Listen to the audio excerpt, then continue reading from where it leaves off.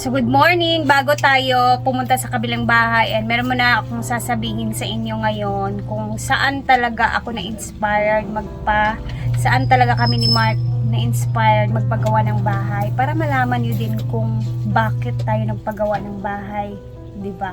So eto yung i-share ko sa inyo yung story ng aking sister, kung saan nagtatrabaho siya sa ibang bansa. Yun yung kapatid ko na at the same time, nagba-vlog din siya talaga. Ayan, si Ate May.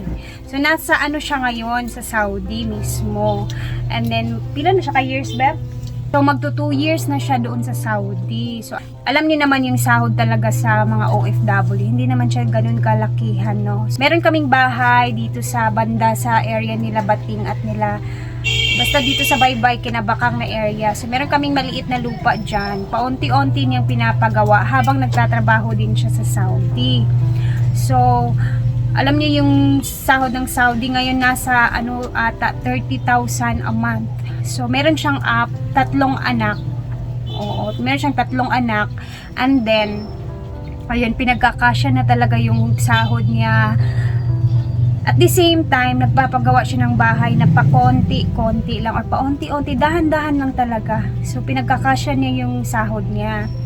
So, siguro after 1 year ng trabaho niya, ayan, pinapaunti-unti na yung bahay from first floor, kasi yung bahay na yun, guys, is napabayaan na din siya. Kumbaga, yung mga pader nun nabakbak na din. So, paunti-unti niyang pina-renovate. And then, sa ngayon, nasa second floor na siya. Tapos na talaga lahat, guys. Konting-konti na lang talaga yung kulang sa bahay niya ngayon.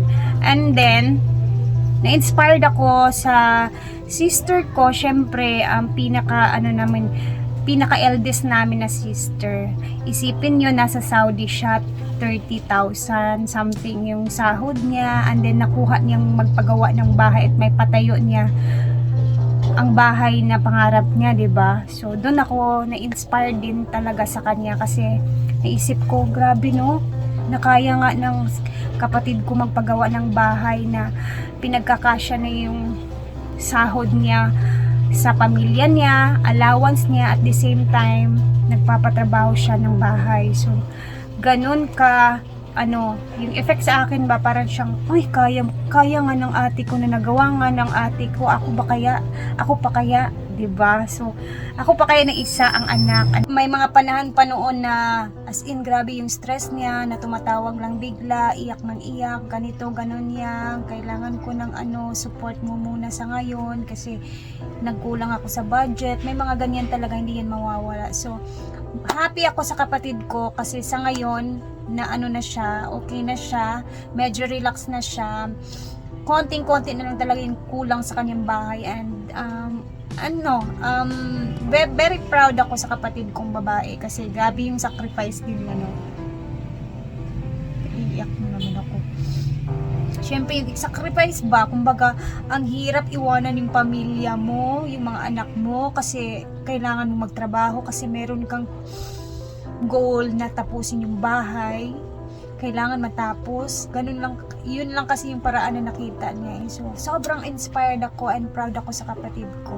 Na ako ba? Parang na-challenge ako sa buhay ba na, ay, kaya natin to, Beb, na kaya nga ng kapatid ko na ganun, pinagkasya niya yung sahod niya. So, doon ako talaga na-inspired sa kapatid ko. So, kaya din, sabi ko sa inyo, na dahan-dahan lang yung gagawin natin na pagpatayo sa bahay na yan. Siyempre, kasi nga, ayokong ma-stress din. So, kung ano yun lang yung kaya ko, ano lang yung sahod ko every month, ipagkakasya namin ni Mark na ipagawa every month. So, siguro maiintindihan din naman ng mga trabahante yan. Ang importante talaga dito is yung bayad sa sa mga trabahante, kasi kawawa din naman sila. So alam ko na yun, and syempre nakakahiya din naman, papagawa tayo ng bahay tapos wala tayong pangsahod sa kanila. So basta kung ano lang kaya, doon na muna. Ganun lang kasimple, basta dahan-dahan lang. So ayun na guys, tara, punta tayo sa kabilang bahay para maipakita ko sa inyo yung natapos nila kahapon. Ayun na nga, tara, let's go na. So, update tayo ngayong araw. O, diba? Ayan, eto na nga pala yung gawa nila kahapon. Ayan guys, eto na yung ganap ngayon ha. Today is 28 na karon.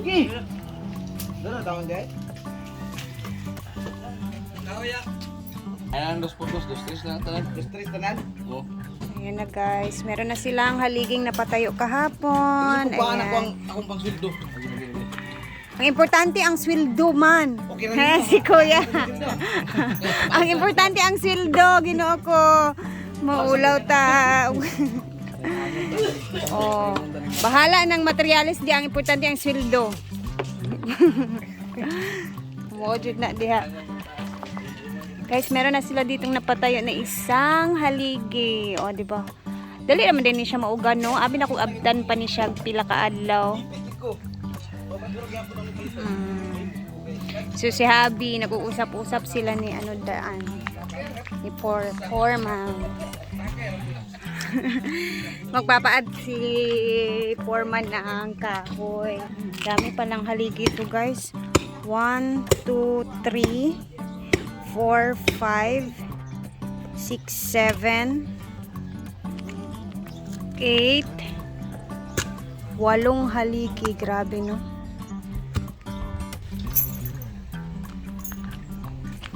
Ayan, oh. Ayan. Baril na to diha. May 3 pang may laman. Andito naman is ayan, sabayan kahapon nila na ginawa.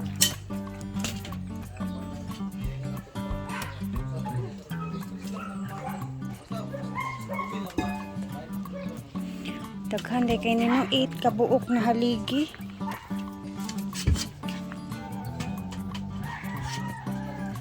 Ay, di ka pa man sinjak. Wala, seryoso kayo ka, Jack. So, ning over ka serious. Pag smile pod mo, uy.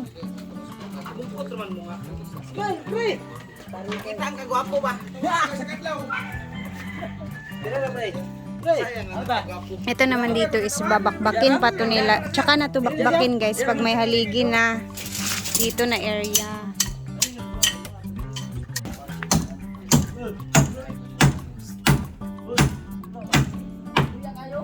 Mura na kag-kubra, Jack.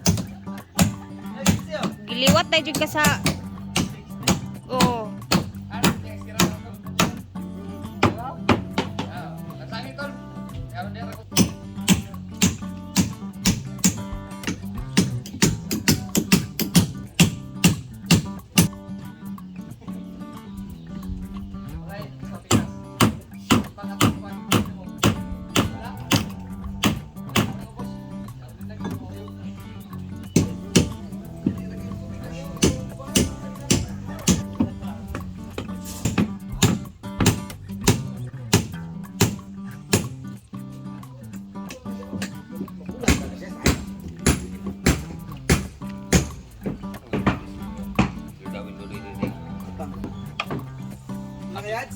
Isa.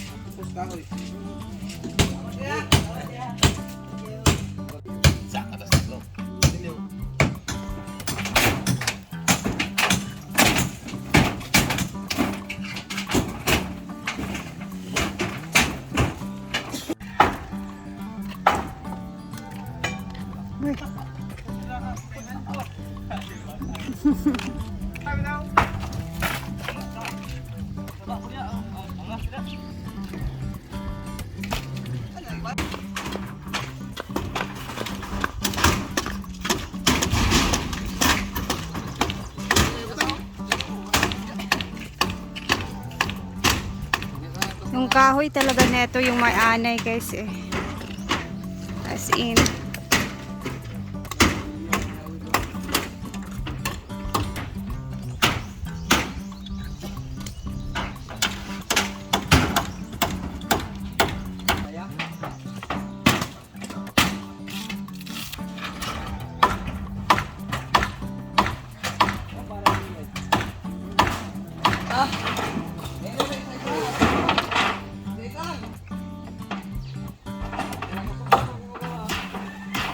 no? Nabulok na talaga yung mga kahoy.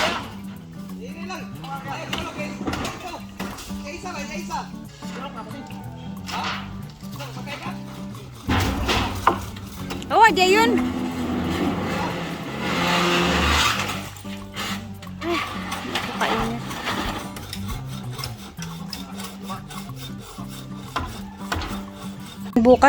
Bukas na naman, isaabangan na naman natin, no? Bahala, araw-araw tayo mag-update dito, every morning talaga, no? Sulitin natin ang pagpagawa natin sa bahay na to.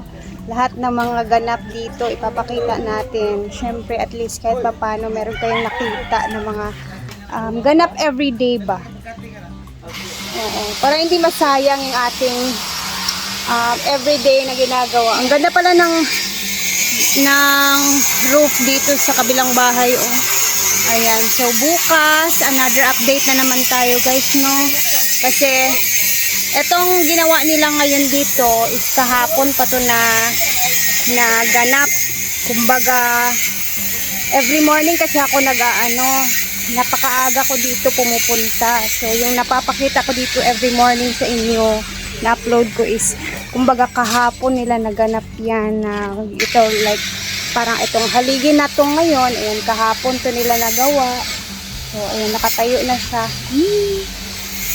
Happy. So later naman ay mamayang hapon is bukas, I'm sure meron tayong mapapakita na naman sa inyo na bago, 'di ba? Kahit papano. Kaya ayan, thank you guys for watching. Bukas ulit balik tayo. Bye.